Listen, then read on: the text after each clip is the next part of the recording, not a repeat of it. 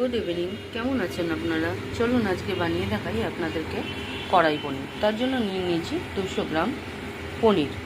আমি আগের থেকে লবণ আর হলুদ মাখিয়ে রেখেছিলাম। চলুন এগুলোকে হালকা করে ভেজে নেওয়া যাক।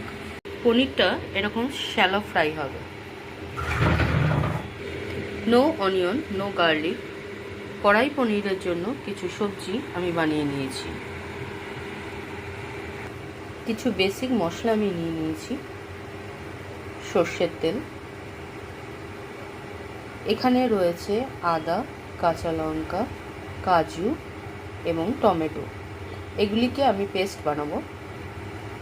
ফোড়নের জন্য রয়েছে তেজপাতা, গোটা গরম মশলা, সাদা গোটা জিরে, পরিমাণ মতো লবণ, হলুদ, চিনি আর কসৌরি মেথি। প্রথমে কড়াতে তেল দিয়ে দেবো।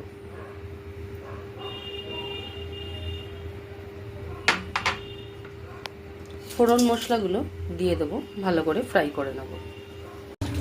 বানিয়ে রাখা সবজি দিয়ে দেবো, হালকা ফ্রাই করে নেব। এবার বানিয়ে রাখা পেস্ট যোগ করব।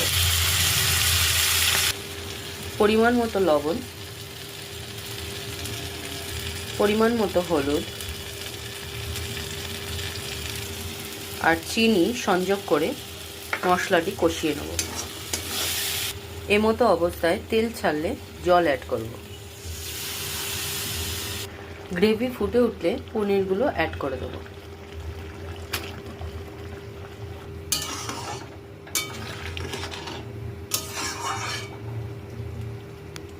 ওপর থেকে কসুরি মেথি ছড়িয়ে দিয়ে ফুটতে দেবো। নো অনিয়ন, নো গার্লিক আমাদের কড়াই পনির অলমোস্ট ডান। এবার গরম গরম লুচি, পরোটা অথবা লুচির সাথে সার্ভ করুন। Good night.